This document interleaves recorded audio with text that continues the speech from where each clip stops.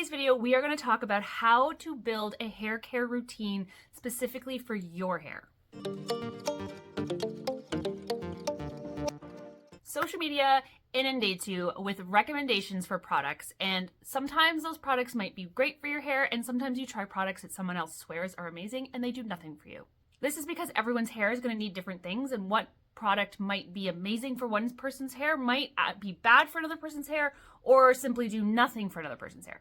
I get questions all the time of which thickening product did you use, or what do you use for frizz, or what do you use for hair? And I'm always happy to share what products I use, but I always try to caution people that just because something is the right product for my hair, it might not be the right product for your hair. And so instead of just using what someone else is using to get the best results for their hair, it's better to figure out what you need. So we're going to go over today how to build that routine for yourself. The main thing I want to say is try to keep it simple. You want to be using as few products as you can. You actually are likely to cause more problems to your hair by using too many products. So keep your routine simple. That also makes your life way easier. First, you want to identify your hair's characteristics. The characteristics are going to be the density and the texture. So is your hair fine, coarse, or somewhere in between? That's the texture. That's the actual physical thickness of each hair strand. Is it have a fine texture, or are the strands sort of more balanced and in between, or are they really thick and coarse, each individual strand? Then your density. Density is how many hairs do you have in 1 square inch of your head. And so for anyone that's got really thick hair, they're going to have way more hairs on 1 square inch of their head than someone hair who is thin. And then some people are going to be in between. So obviously then those hairs would be all over your head. But density is how closely together packed are your hairs, or is there more space between them, making your hair thinner. So texture refers to, is your hair fine or coarse? That's the actual diameter of your strand. And then density is how many strands of hair do you have. So you could have fine, thin hair. You could have fine, thick hair. You could have coarse, thin hair. Okay, so it's important that you figure out your texture and your density. You then also want to figure out your porosity. The simplest way to figure out if you have high or low porosity hair, or somewhere in the middle, is does your hair dry really fast, or does it take forever to dry? If your hair dries really fast, you likely have high porosity. If your hair takes forever to dry, you likely have low porosity. And if you feel like it's somewhere in between, then your porosity is likely somewhere in between. And when I say dry, that could be air drying or blow drying. Then you want to figure out your scalp type. Do you have an oily scalp? Do you have a sensitive scalp? Do you have a dry scalp? Or is your scalp fairly balanced and you really don't have to think about your scalp? And sometimes people ask, how do I know which is my scalp? You will know. If your hair is greasy on day 2, or even by the end of day 1, you have an oily scalp. If you're getting flakes, you have a dry scalp. And if you really don't have to think about your scalp, you have a balanced scalp. Then you want to think about your chemical and heat history. So that is your hair chemically treated? That could be bleach, that could be color, or that could be other chemical processes like perms, chemical straightening, keratin treatments. All of those things are things you have to think about. And then also heat is, how often do you heat style your hair? Is this something you're doing to your hair daily? Do you heat style your hair like once a year? Figure out where you lie. Figure out where your weakest 1 or 2 links are in this area. Is your weakest link that you have a really oily scalp and your hair is really coarse and frizzy? Then those are your weakest links, and you want to build your routine around those. So whatever your weakest 1 or 2 links are, when it comes to figuring out the characteristics of your hair, try and build your routine around those. And then we're going to build what we call our core 4. And your core 4 is going to be shampoo, conditioner, leave-in, and treatment. When you're picking a shampoo, you want to pick your shampoo based on what your scalp needs, not really the rest of your hair, because really what shampoo is doing is cleaning your scalp. So figure out what your scalp needs, and that's how you pick your shampoo. To pick your conditioner, you're going to do that based on what your hair strand needs, because your conditioner is going to focus on being on your hair strand as opposed to your scalp. So shampoo for your scalp, conditioner for your hair strands. And what this means is that you might not be using a shampoo and conditioner that go together. Often shampoos and conditioners are sold in pairs. You know, you buy a shampoo and a conditioner from the same line, but you don't have to do that. You could buy a volumizing shampoo because your scalp is really oily, but also a moisturizing conditioner because your ends are super dry. You don't have to use the same ones that go together. You want to do what your hair needs. You want to choose your leave-in product based on prepping your hair for any styling or not really styling that you're going to do, and what other products you plan on putting in your hair. So that would be, are you going to be heat styling your hair? Then you want to make sure that your leave-in has heat protectant. Are you going to be trying to smooth out your hair because it's really coarse and frizzy? Then you might want to make sure that you're using some sort of a cream leave-in.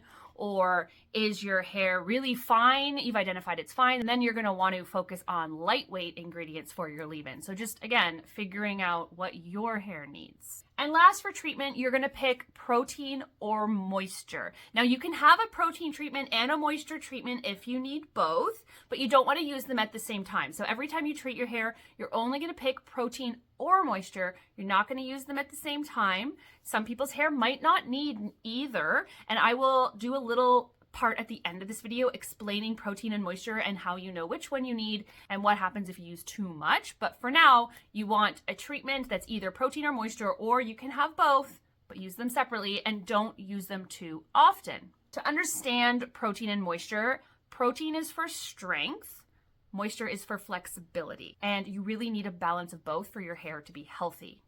The number one reason people's hair feels unhealthy is usually an imbalance of their protein and moisture. Something else you want to think of when you're building your routine is, what are your hair goals? Are you trying to grow your hair longer? Are you fighting frizz? Are you trying to get a lot more volume? Are you recovering from damaged hair? Because all of those things play a factor in which products you're going to choose. Overall, your core 4 products should typically stay pretty stable. They really shouldn't need to change much because they are based on your hair's natural structure and natural integrity. Your treatment might have to change a little bit here and there based on your hair's current state, but for the most part, your core 4 products are likely going to stay pretty similar. And it's styling products, which I'm going to talk about it again in a different video. It's your styling products that will typically change based on what you're trying to do with your hair. At the end of the day, your routine should be pretty stable. It shouldn't stress you out. It should feel simple. If it's feeling too complicated, it probably is. And I also like to tell people, if something is working, don't change it. Just because you see a video of an influencer saying, don't do this or you have to do that, and that contradicts something that you're already doing, if that thing you're already doing feels like it's working, you don't need to change it just because someone else felt like they had some revolution of a new product that worked really amazing in their hair. If something feels like it's working, it's stable, it's doing a good job, stick with it, because the constant flip-flopping between trying new products all the time is usually what is causing problems for people's hair, because it's messing up their balance and it's creating product buildup and almost creating confusion in their own heads over what they should actually expect from products and their own hair. So really quick, we'll talk a little bit about moisture and protein so that you can understand which you need, if you need them, and when to use them. Moisture keeps your hair soft, it keeps your hair shiny, it keeps your hair flexible, which helps it be less likely to break. You get moisture from water binding ingredients. Those are going to be things that it will show up in your ingredient list like glycerin and panthenol. You're going to get moisture from emollients. And emollients are things like oils and butters. And you're going to get moisture from conditioning agents. You need moisture if your hair feels rough, dry, and looks dull. If your hair snaps really easily without any stretch, if you pull on hair and it just snaps off, your hair is dehydrated and it needs moisture. If your hair is really frizzy and puffy, it needs moisture. And if your hair tangles excessively easily, you probably need more moisture. Then we have protein. Your hair loses internal protein from coloring your hair, bleaching your hair, other chemical processes like perms and relaxers, or from heat styling your hair. You can tell that you need protein in your hair if your hair feels mushy when it's wet, if your hair stretches and doesn't bounce back to its original shape, if it breaks really easily when it's wet, more easily than it would normally, if it absolutely will not hold a curl, especially if it used to hold a curl. If your hair's never held a curl your whole life, that's different. But if your hair used to hold a curl and all of a sudden now it's not holding a curl, it's probably lack of protein.